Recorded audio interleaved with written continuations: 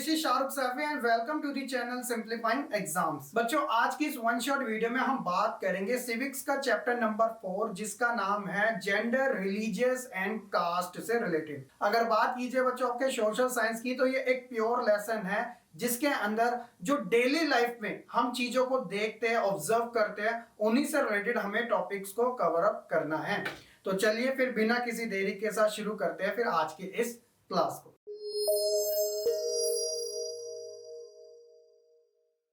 तो बच्चों, हम 3 टॉपिक्स के बारे में कवर करेंगे। सबसे पहले हम बात करेंगे जेंडर के बारे में, देन सेकंड होगा रिलीजन और लास्ट होगा कास्ट।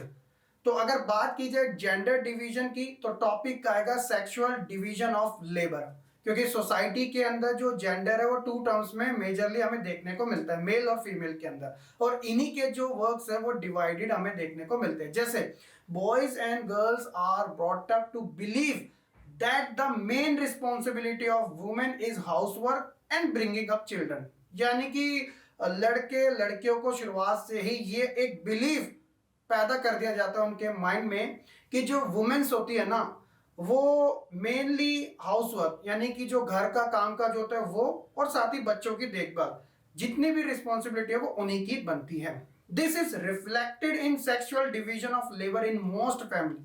और यही सारी चीजें हमें कोई एक आध फैमिली में नहीं, मोस्ट ऑफ द फैमिलीज में हमें देखने को मिलती है। इसके अलावा womens do all work inside the home. Example की अगर बात की जाए, such as cooking, cleaning, washing cloth, tailoring, looking after children यानी बच्चों की देखभाल, ये सारे जो काम है वो इनसाइड वर्क माने जाते हैं, जिनकी मेन रिस्पॉन्सिबिलिटी वुमेन्स की होती है। ये सिर्फ एक परसेप्शन है, एक बिलीफ है लोगों का सोसाइटी में, जो कि कोई सडनली नहीं हुआ, बल्कि इसके पीछे आप एक लॉन्ग हिस्ट्री को मान सकते हो। इसके अलावा ऐसा माना जाता है कि man do all the work outside the home. मतलब ये अगर आप एक आइडियल सोसाइटी को देखते हो जिसमें लोगों की जो थॉट्स है वो यही तो कहते हैं कि जो मेंस है वो घर के बाहर काम करेंगे और जो वुमेन्स है वो घर के सारे काम करेंगे। हमें तब ऑड लगता है कि जब मैन घर के काम करे और वुमेन घर के बाहर काम करे, तो हम उसे थोड़ा ऑड सिचुएशन में गिनते हैं। हालांकि अब आप ऐसा नहीं कह सकते कि मैन घर के काम नहीं कर सकते और वुमेन जो है वो घर के बाहर काम नहीं कर सकते। सभी को फ्रीडम मिली हुई है आज के टाइम पे, तो इस चीज को हमें थोड़ा समझना जरूरी है। लेकिन वही है कि जो लोगों की थिंकिंग है वो थोड़ी सी ऐसी बनी हुई है कि अगर ये सोसाइटी के नॉर्म्स अगर आप फॉलो नहीं करोगे तो कहीं ना कहीं फिर आपको सोसाइटी में एक तरीके से अलग तरीके से ट्रीट किया जाएगा।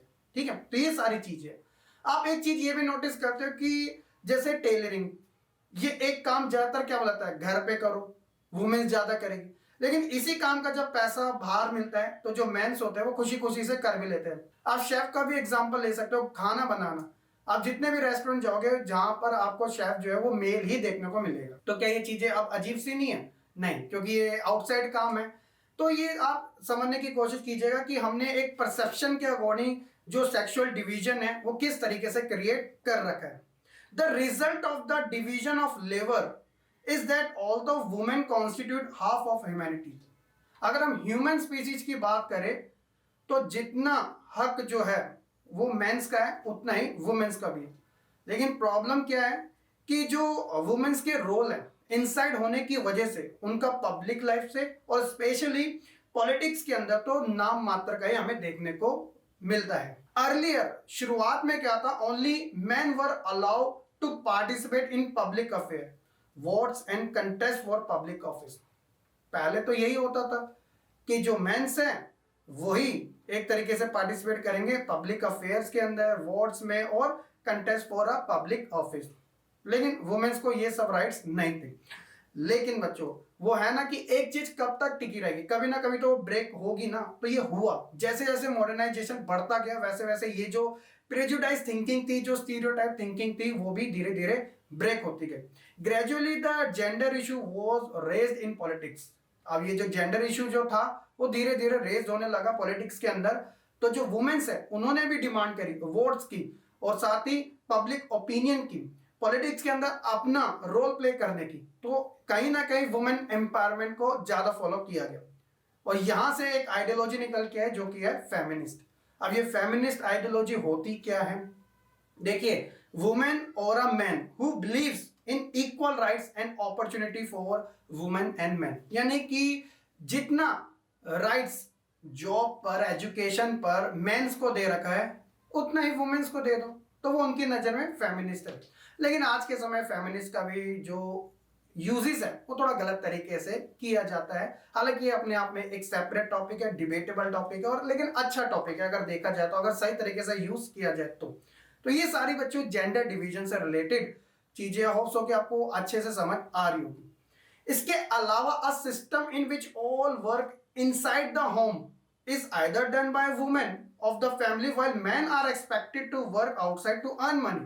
तो यही हमारा एक सेक्सुअल डिवीजन माना जाता है। अब ये कोई कंपलसरी चीज नहीं है कि जो लड़के हैं वो घर के बाहर ही काम करेंगे और जो लड़कियां हैं वो घर के अंदर ही काम करेंगी। ये कोई शुरुआत से पहले से फिक्स नहीं है, आप इसे बेस्ड नहीं मान सकते बायोलॉजिकल टर्म्स में, बल्कि ये तो हमारे द्वारा ही एक चीजें बनाई गई है। आप इन्हें सोशली कनेक्ट कर सकते हो क्योंकि जो लोगों की एक्सपेक्टेशन है वो यही रहते हैं। और सबसे खास बात पता है क्या, वो है स्टीरियोटाइप थिंकिंग। ये जो पुराने टाइम से जो ट्रेडिशनल लोगों के जो आइडियाज चलते आ रहे हैं ना, जो बिलीफ चलते आ रहे हैं, वो इन चीजों को जकड़े बैठे हैं। लेकिन बच्चों जैसे जैसे ग्लोबलाइजेशन बढ़ता जा रहा है, टेक्नोलॉजी इतनी तेजी से फैलते जा रही है, तो लोग उतने ही ज्यादा इंडिपेंडेंट और लिबरल थिंकिंग वाले हो रहे हैं, जिसमें कहीं ना कहीं वुमेन्स को कहीं ना कहीं एम्पावर किया जा रहा है कि वो आगे आए, सोसाइटी में अपना रोल प्ले करें, और हो भी रहा है ऐसी सारी चीजें। तो ये सारी चीजें तो बच्चों जेंडर डिवीजन से रिलेटेड है, होप्स कि आप अच्छे तरीके से समझ चुके होंगे। इसके अलावा हम बात करते हैं status of women in India, कि महिलाओं की स्थिति भारत में स्पेशली कैसे देखने को मिलती है अलग अलग सेक्टर में। नंबर 1, इंडियन सोसाइटी को लेकर अगर बात की जाए तो लंबे टाइम से ये माना जाता है कि इंडिया एज अ पैट्रियोकल सोसाइटी, यानी कि पुरुष प्रधान समाज है भारत, जहां पे शुरुआत से ही पुरुषों की चलती आई है। And women face discrimination and operation in a various वे, और जो वुमेन्स है उनको कहीं ना कहीं भेदभाव का सामना करना पड़ा है। वो आपने चार दीवारी वाला तो एक एग्जांपल सुना होगा कि जो लड़कियों की जिंदगी है वो सिर्फ चार दीवारियों तक ही सीमित थी, ठीक है। तो ये जो थी हमारी स्टीरियोटाइप थिंकिंग है, लेकिन इसे ब्रेक करने की नीड्स भी ज्यादा है। Parent usually prefer boy child, लेकिन देखिए आज कितनी भी टेक्नोलॉजी क्यों ना बढ़ जाए, लेकिन आज भी ज्यादातर ये देखने को मिलता है parents usually prefer boy child and abort girl child before she is born, मतलब पैदा होने से पहले ही उसको अबॉर्ट कर दिया जाता है। इस वजह से हमारे इंडिया के कुछ ऐसे स्टेट्स है बच्चों जहां पर आपको जो ये सेक्स रेशियो है वो काफी कम भी देखने को मिलता है मेल्स के कंपैरिजन में। जैसे अभी देखा जाए तो पर 1000 मेल्स पर 927 फीमेल्स हमें देखने को मिलती है, और कुछ कुछ तो ऐसे स्टेट्स भी हैं जो कि 800 से भी कम है, जो कि अपने आप में एक चैलेंजिंग भी है। और इसके ऊपर गवर्नमेंट को सोचने की भी जरूरत है। हालांकि गवर्नमेंट सोचती है, लेकिन जो आम जन है उन्हें भी अवेयर रहना जरूरी है, इसलिए जो सरकारें वो अलग अलग पॉलिसीज भी निकालती है। जैसे अभी के हाल के फिलहाल के समय आप कह सकते हो कि बेटी बचाओ बेटी पढ़ाओ वाला जो एक पॉलिसीज लाई गई थी, बड़ी फेमस हुई है, ठीक है। सो कहीं ना कहीं वुमेन्स को आगे बढ़ाने की भी कोशिश की जा रही है, ताकि वो सोसाइटी में अपना रोल मेल के कंपैरिजन में इक्वल तरीके से निभा सके। तो ये स्टेटस है वुमेन्स की इंडियन सोसाइटी में। उसी तरह अगर हम एजुकेशन सेक्टर की बात करें, 74% ऑफ मेन आर लिटरेट, यानी कि पढ़े लिखे हैं, लेकिन वहीं पर मात्र 56% वुमेन जो है वो लिटरेट नहीं है। कंपैरिजन देख रहे हो, कहाँ एक तरफ 74% मेल और कहाँ वुमेन ओनली 56%। स्कूल रिजल्ट में the performance of the girls is equivalent to boys, even sometimes तो गर्ल्स की ज्यादा हो जाती है ना। आप देखते हो हर साल रिजल्ट निकलते हैं, ये देखा जाता है कि जो गर्ल्स है उनके ज्यादा मार्क्स आए होते हैं। The parents aim to invest on education of sons, लेकिन जो पेरेंट्स होते हैं वो ज्यादातर इन्वेस्ट किस पे करते हैं, सन्स के ऊपर ज्यादा करते हैं, ठीक है। सभी तो नहीं, लेकिन मेजॉरिटी ऑफ पेरेंट्स की बात की जा रही है। जब भी आप ऐसे एग्जाम्पल देखते हो ना तो पर्सनली मत लिया करो, इसे आप एक जनरल टर्म्स में यूज करा करो, एक मेजॉरिटी में यूज करा करो, ठीक है।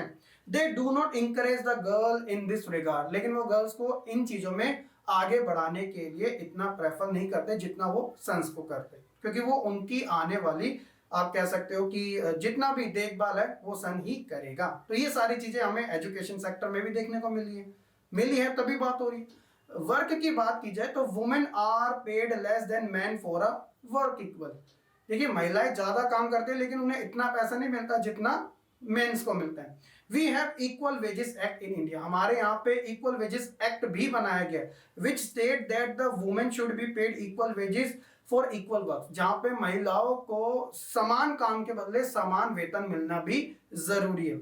On average women works 1 hour extra more than a man, कहने का मतलब कि 1 घंटा तक ज्यादा जो महिलाएं वो काम करती है पुरुषों की तुलना में। However her work is not valuated like that her male counterpart, यानी कि जितना ज्यादा प्रेफरेंस मेल के वर्क्स को दी जाती है उतना फीमेल के वर्क्स को नहीं दी जाती। तो ये सारी चीजें बच्चों आपको बताने की यही कोशिश कर रही है कि आज के समय ये जो जेंडर डिवीजन हमें देखने को मिल रहा है हर एक सेक्टर में, मेजॉरिटी में कहीं ना कहीं वो बिल्कुल ट्रू भी माना जाता है। ठीक है, आप सभी चीजों को सही नहीं कह सकते, आप सभी चीजों को गलत भी नहीं कह सकते, लेकिन जब परसेंटेज की बात आती है तो कहीं ना कहीं हम एक आइडिया के तौर पे कह सकते हैं कि अभी भी जो सिचुएशन है वो ठीक हुई है, लेकिन इतनी ठीक नहीं हुआ है जितना हम एक्सपेक्ट करते हैं, लेकिन प्रोसेस जारी है, लेट्स सी। ठीक है, इसके अलावा सबसे इंपॉर्टेंट है वो है पॉलिटिकल रिप्रेजेंटेशन ऑफ वुमेन्स का, यानी कि महिलाओं का पॉलिटिकल रिप्रेजेंटेशन कितना है। लोकसभा देश की सबसे बड़ी parliament, womens representation has never touch 10% of its total strength. 543 सीटें हैं जिसमें से 10% भी वो टच नहीं कर पा रही है वुमेन्स, आप देख सकते हो। और वहीं स्टेट असेंबली की बात की जाए तो वहां पे तो और हालात खराब है, यानी कि लेस देन 5%, 5% तक भी का पूरा नहीं हो पा रहा। Most of the cabinet minister and chief minister are male, जितने भी आप देखोगे कैबिनेट मिनिस्टर्स अलग अलग सेक्टर के वो ज्यादातर मेल्स देखने को मिलेंगे। और सबसे हैरानी की बात तो ये है बच्चों, ऑल ओवर इंडिया के अंदर अभी 28 स्टेट है, मात्र एक ही स्टेट है जहां जो मुख्यमंत्री है वो मेल ना होकर फीमेल है, वेस्ट बंगाल, ममता बनर्जी। बाकी अदर 27 स्टेट के अंदर मेल ही आपको चीफ मिनिस्टर देखने को मिलेंगे। लेकिन एक अच्छा टेक लिया गया है जहां पे जो हमारे प्रेसिडेंट्स हैं रामनाथ कोविंद थे, उनके बाद जो आज प्रेजेंट टाइम की जो हमारी प्रेसिडेंट है वो राष्ट्रपति द्रौपदी मुर्मू है। ठीक है, जो कि एक ट्राइबल कम्युनिटी से आती है, तो कहीं ना कहीं वुमेन्स एम्पावरमेंट हमें यहाँ पर भी देखने को मिल रहा है। In this regard India is behind several developing nation जैसे अफ्रीका एंड लैटिन अमेरिका, मतलब हमसे आता हूँ यहाँ पर हमें देखने को मिलता है। To empower women 1/3 of total seat are now reserve for women in all rural and urban local bodies. Womens को एम्पावर यानी आगे बढ़ाने के लिए एक अच्छा टेक लिया गया था, कहाँ पे, लोकल लेवल में। लोकल लेवल जो कि हम एक तरीके से पंचायत और म्यूनिसिपैलिटीज की बात करते हैं, तो वहां पे 1/3 जो सीट्स थी ना वो वुमेन्स के लिए रिजर्व रखी गई है।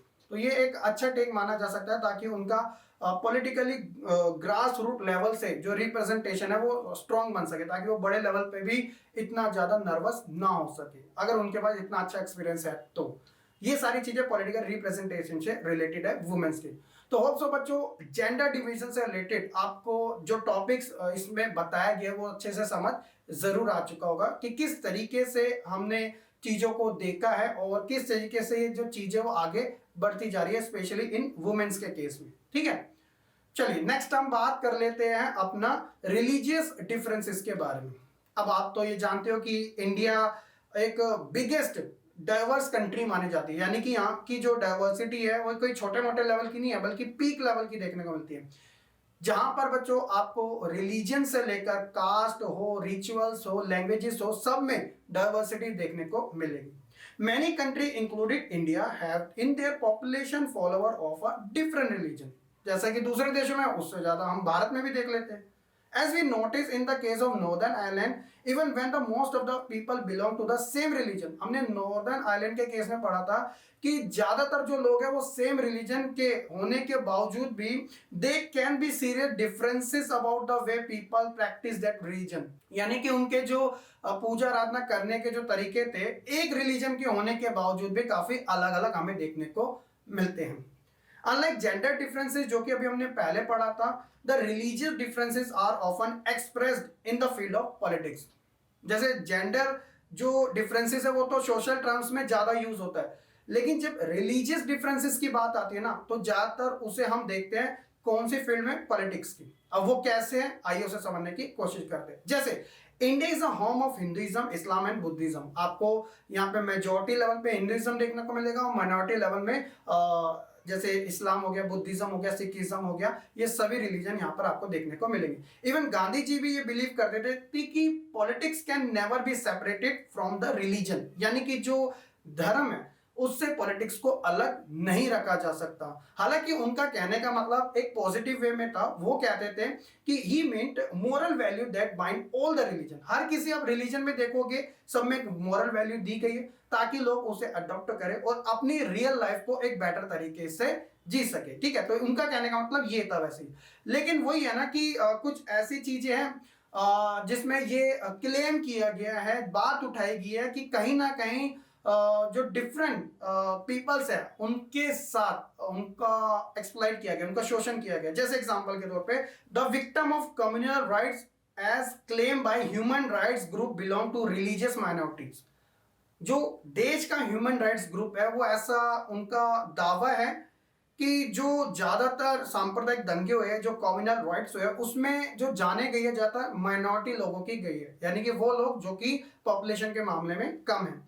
The movements of womens aim, जो महिला के आंदोलन है, वो इस बात का दावा करते हैं कि change all the family law as they foster the seeds of discrimination. कहने का मतलब वो चाहती है कि जो फैमिली लॉज है उसके अंदर चेंजेस लाना जरूरी है। अब ये फैमिली लॉज क्या होते हैं, यहाँ पर देख सकते हो कि ये वो लॉज होते हैं जो फैमिली रिलेटेड मैटर से जुड़े होते हैं। अब फैमिली रिलेटेड मैटर कौन कौन से हैं, जैसे कि मैरिज हो, डिवोर्स हो, एडेप्टेशन हो, इनहेरिटेंस हो, ये सारी चीजें कि कहीं ना कहीं इसमें जो वुमेन्स हैं उन्हें एक्सप्लॉइट किया जाता है, उनका शोषण किया जाता है, उनके साथ डिस्क्रिमिनेट किया जाता है। इसमें चेंजेस लाना जरूरी है और कहीं ना कहीं वुमेन्स को एक सेपरेट राइट देना भी जरूरी है ताकि वो अपनी प्रेजेंस को दिखा सके कि हाँ भाई वो भी कुछ है। तो ये सारी चीजें क्लेम की जाती है वुमेन्स मूवमेंट के द्वारा। ठीक है, इसके अलावा अगर हम देखें रिलीजियस डिफरेंसेस में सबसे इंपॉर्टेंट टर्म्स है कम्युनलिज्म की, कि वो किस तरीके से इन्वॉल्व है इन सभी चीजों में। और इसी की वजह से बहुत सारे जो रिलीजन है एक दूसरे में कॉम्पीट करते रहते हैं जस्ट बिकॉज ऑफ कम्युनलिज्म, जो कि किसी भी देश की ग्रोथ के लिए ठीक नहीं माना जाता। नाउ क्वेश्चन इज कि सर ये कम्युनलिज्म है क्या और क्या ये वाकई में इतना खराब है, तो इसके अगेंस्ट में ऐसी क्या चीज लाई जाए कि जो इसे कम कर सके। लेट्स सी, सबसे पहले बात करते हैं कम्युनलिज्म की। तो communalism can be defined as the situation where community promotes its interest at the cost of another.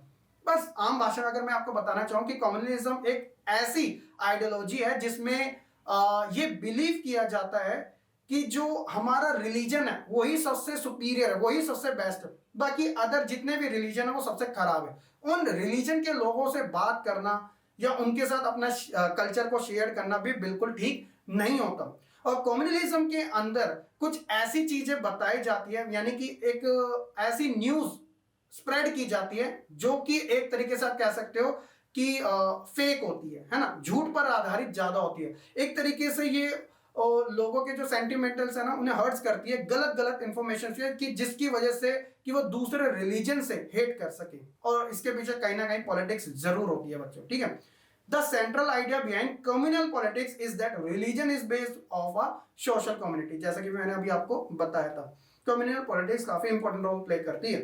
one community tries to surpass another community in terms of military or a political aptitude।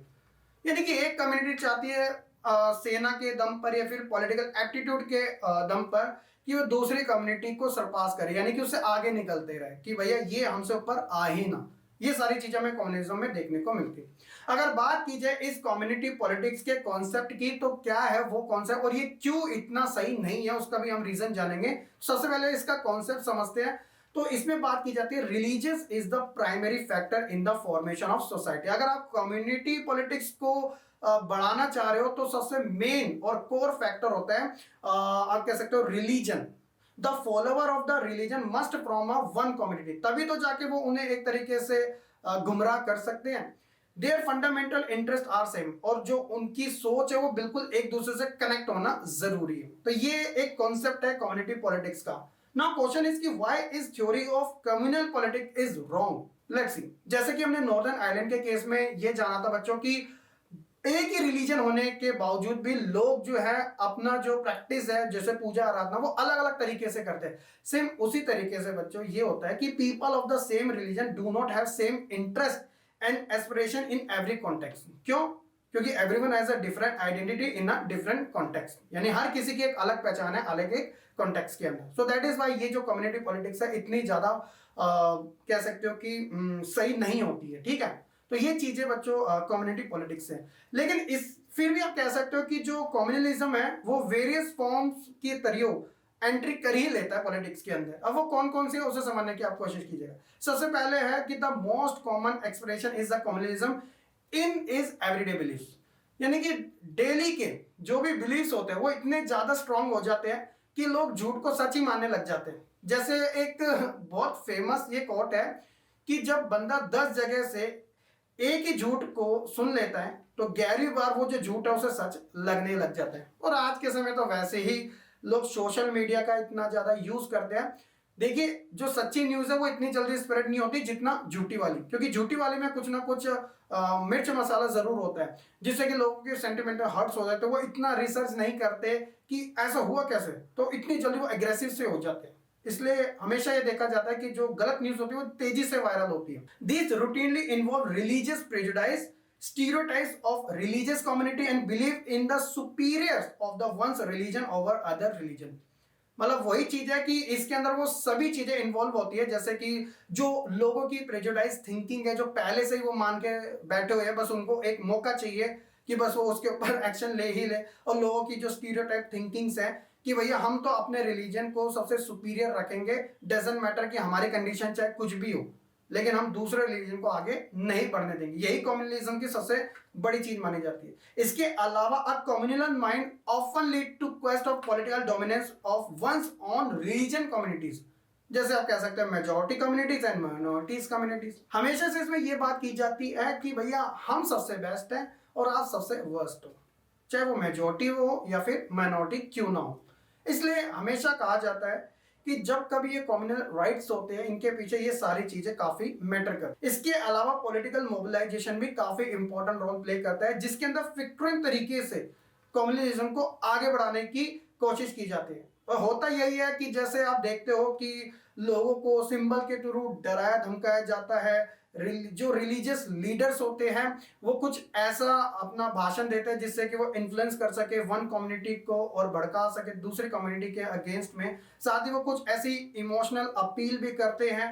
इसके अलावा वो आपको डर भी दिखाते हैं। ये सारी चीजें जो होती है वो कहीं ना कहीं इन सभी चीजों से ही कनेक्टेड होती है। तो कहीं ना कहीं बच्चों आप कह सकते हो कि जो कम्युनलिज्म है वो वेरियस फॉर्म्स में पॉलिटिक्स में एंट्री कर ही लेता है, क्योंकि भैया लोग इन चीजों के ऊपर वैसे भी हमारे कंट्री के अंदर जो पॉलिटिक्स है वो काफी ज्यादा सेंसिटिव मानी जाती है। लोग बहुत जल्दी एग्रेसिव हो जाते हैं, बहुत जल्दी प्रेजुडाइज हो जाती है कि विदाउट एनी रिसर्च वो डायरेक्टिंग मुद्दे पे पहुंच जाते हैं कि ऐसे ही हुआ होगा। बाद में जब रिसर्च होती है तो उसका जो आंसर होता है वो कुछ अलग ही लेवल का देखने को मिलता है। Sometime communalism take it most ugly form of communal violence, riots and massacres. कभी कभार तो ये जो कम्युनलिज्म है वो कुछ ऐसा मोड़ ले लेता है कि जिसकी वजह से ये जो दंगे फसाद है ये भी हमें देखने को मिल जाते हैं। जैसा कि 1947 में इंडिया का जब पार्टीशन हुआ था इंडिया वर्सेस पाकिस्तान के बीच में। ठीक है, तो ये सारी चीजें बच्चों रिलीजियन डिफरेंस से रिलेटेड है।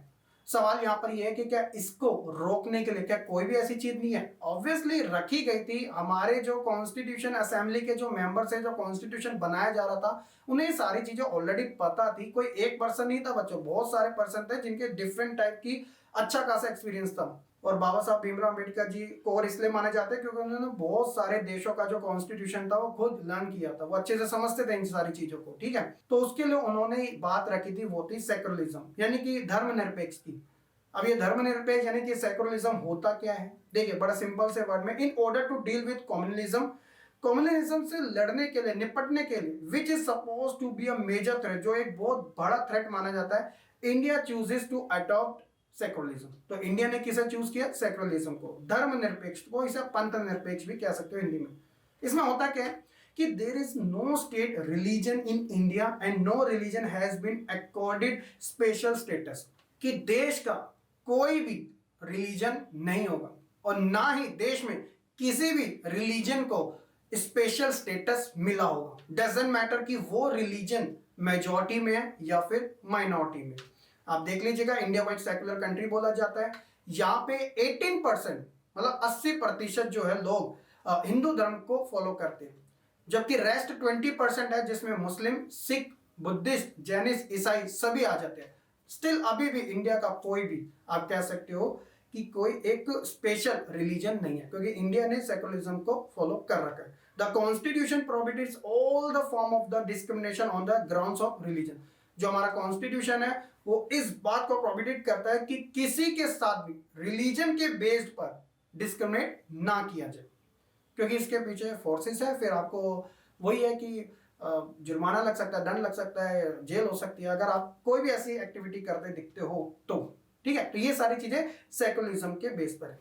तो होप्स हो कि बच्चों आप अच्छे तरीके से समझ चुके हैं। और एक चीज और मैं ऐड ऑन कर देना चाहता हूं कि जो सेकुलरिज्म वर्ड है ना, वो बच्चों 1976 में कॉन्स्टिट्यूशन का 42 अमेंडमेंट जब हुआ था, तो इस वर्ड को जो हमारा प्रियम्बल है we the people of India, आपकी हर एक बुक के स्टार्टिंग में इंडेक्स के तौर पे देखने को मिल जाएगा, उसमें 3 वर्ड्स को जोड़ा गया था जिसमें सेकुलरिज्म भी ऐड था। इसके अलावा डेमोक्रेटिक और सोशलिज्म भी ऐड अप किए गए थे।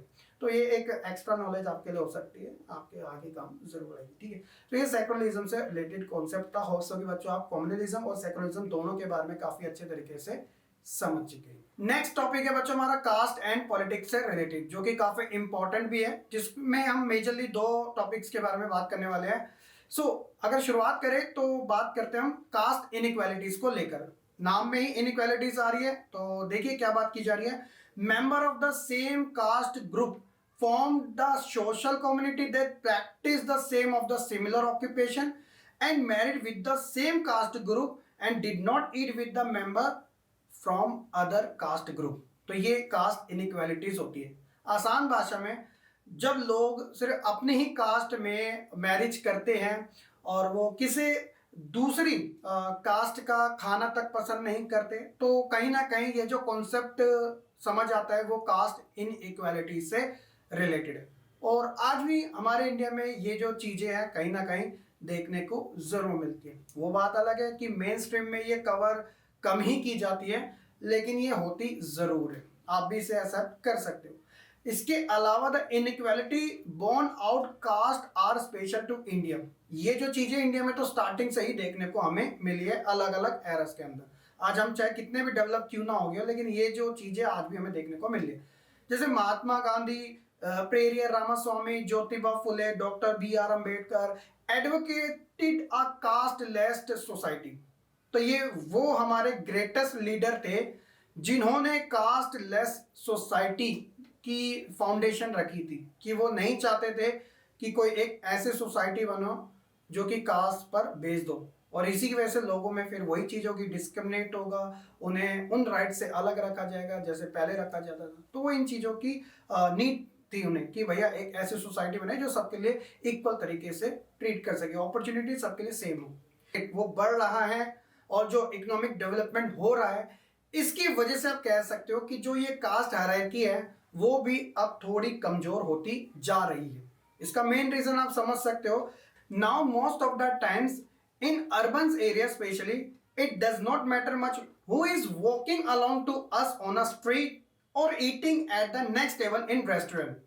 आज के समय इतनी सारा हमें चेंजेस देखने को मिल चुका है, हमें ये नहीं पता होता कि अब जैसे ट्रेन में जा रहे हो, ट्रेन में वैसे इतना क्राउड होता है, रश होता है ना, हमें ये नहीं पता था कि सामने वाला जो पर्सन है वो किस कास्ट से, किस रिलीजन से बिलोंग करता है। इसके अलावा एक रेस्टोरेंट में नेक्स्ट टेबल पे बैठा हुआ पर्सन भी हमें नहीं पता चलता। ये खासकर अर्बन सेक्टर की बात की जा रही है। The constitution of India prohibited any caste based discrimination. जो हमारा भारत का संविधान है उसने कास्ट बेस्ड डिस्क्रिमिनेशन को प्रोहिबिटेड कर रखा है, और साथ ही जो पॉलिसीज है कास्ट सिस्टम को लेकर कि किसी भी लोगों के साथ उनकी कास्ट के बिहाफ पे इनजस्टिस ना किया जा सके, तो उस पॉलिसीज को भी उन्होंने रिजर्व कर रखा है। अगर आप करते हो तो कहीं ना कहीं वही है कि आपको जुर्माना हो सकता है या फिर आपको जेल तक भी हो सकती है। जैसे आर्टिकल नंबर 17 अनटचेबिलिटी, जो कि प्रोहिबिटेड मानी गई है आज के समय इंडियन कॉन्स्टिट्यूशन के अकॉर्डिंग।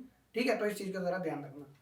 इसके अलावा एक मेन चीज तो है, येट अभी तक caste has not disappeared from contemporary India. आज भी बच्चों हमारे इंडिया में जो कास्ट है वो डिसअपियर नहीं हुई है। Some of the older aspect have persisted, यानी कि आज भी वही जो पुराने जो कल्चर है आज भी फॉलो किए जा रहे कास्ट से related. Even now most people marry with their own caste or a tribe, ज्यादातर लोग अपने ही कास्ट में अपने ही ट्राइब में शादी करना पसंद करते हैं। इवन यहां तक कि बच्चों जो अनटचेबिलिटी है जिसका जिक्र अभी मैंने किया था आर्टिकल नंबर 17 में, कॉन्स्टिट्यूशन के अकॉर्डिंग प्रोहिबिटेड मान लिया गया है, वो अभी भी कंप्लीटली एंडेड नहीं हुई है।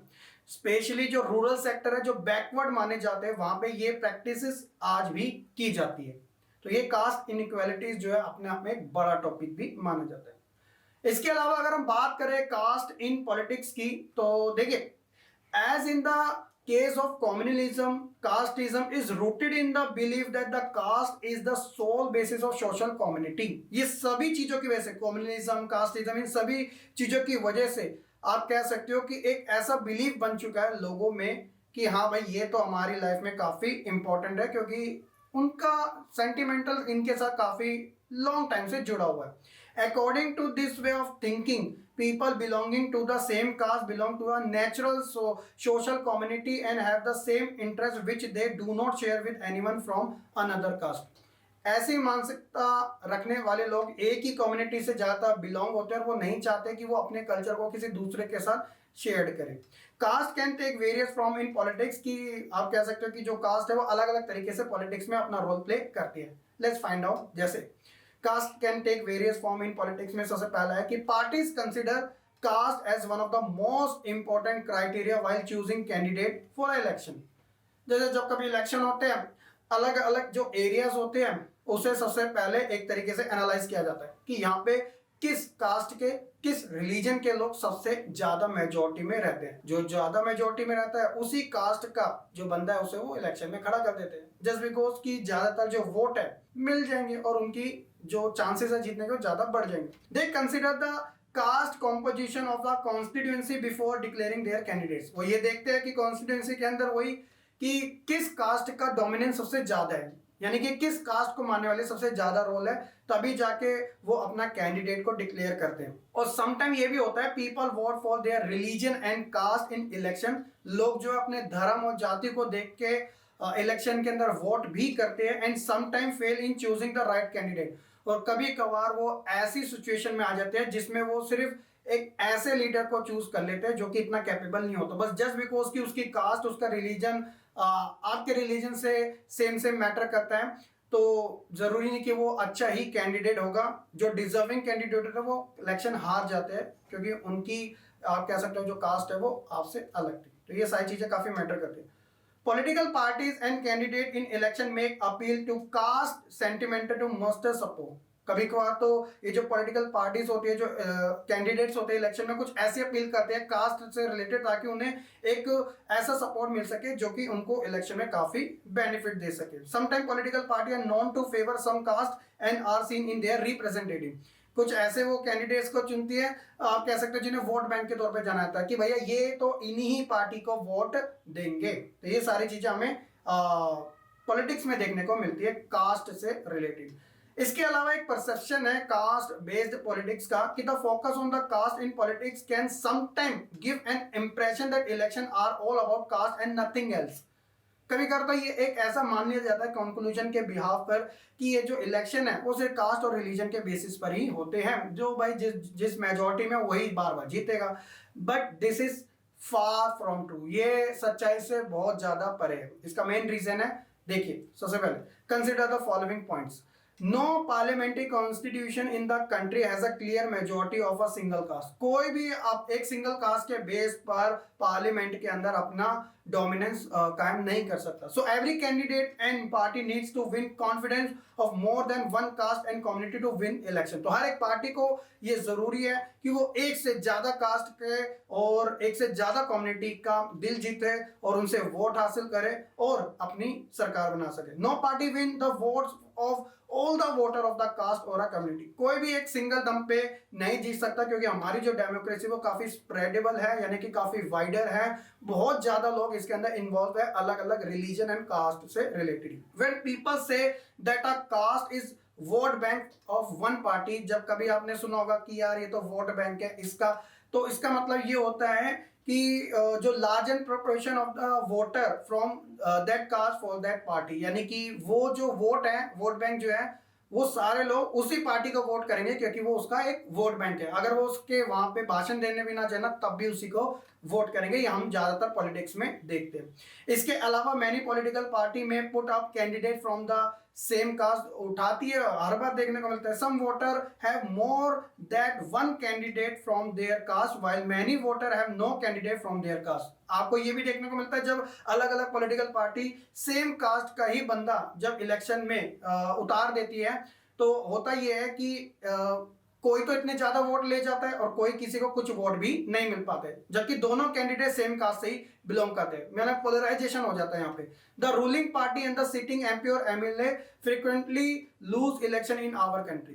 तो इसी वजह से हमारे देश में सदियों से आप कह सकते हो, माफ करना, वैसे ये 70-75 सालों में ऐसे बड़े से बड़े नेता है जो अपना इलेक्शन भी हारे हैं, चाहे इंदिरा गांधी जी क्यों ना हो, चाहे फिर वो लाल बहादुर शास्त्री जी क्यों ना हो। The ruling party and the sitting MP और MLA frequently lose election in our country. तो हमारे देश के अंदर जब से डेमोक्रेसी आई है, इलेक्शन हुए हैं, ऐसे बड़े बड़े नेता हैं जो अपना इलेक्शन भी हारे हैं। तो ऐसी कोई बड़ी चीज नहीं। तो ये था बच्चों कास्ट इन पॉलिटिक्स से रिलेटेड। इसके अलावा एक टॉपिक और है जो कि है पॉलिटिक्स इन कास्ट। तो इसमें क्या है कि during election each caste try to widen their reach by including other sub caste and neighbouring caste. यानी कि जब कभी इलेक्शन आते हैं तो जो बड़ी कास्ट होती है वो छोटी छोटी कास्ट को अपने अंदर इन्वॉल्व करती है ताकि वो एक तरीके का दिखा सके कि वो सबसे ज्यादा पावरफुल है। New caste like backward and forward caste group have come up in their political arena. जो छोटी छोटी कास्ट है, नई नई जो बैकवर्ड मानी जाती है पॉलिटिकल एरिना में, उनको भी चांसेस मिला है अपना रिप्रेजेंटेटिव खड़ा करने में। Caste politics have help Dalit or other backward caste, now they hold the important place in the political realm। यानी कि वो जो छोटी जाति के लोग हैं, कास्ट पॉलिटिक्स की वजह से भी वो एक अच्छे से अच्छे पद पर हमें देखने को मिले। तो ये सारी चीजें हमें इन पार्ट्स में देखने को मिली। सो यही था बच्चों हमारा लास्ट टॉपिक। होप सो कि आपको अच्छे से समझ भी आ चुका होगा और ये वीडियो जो है आपको पसंद आई होगी। लाइक कमेंट शेयर जरूर करना। स्टिल कोई डाउट है तो कमेंट सेक्शन में जरूर मेंशन करना। चलिए फिर मिलते हैं नेक्स्ट वीडियो में। तब तक के लिए सभी बच्चे खुश रहे, पढ़ते रहे और ऐसे ही आगे बढ़े।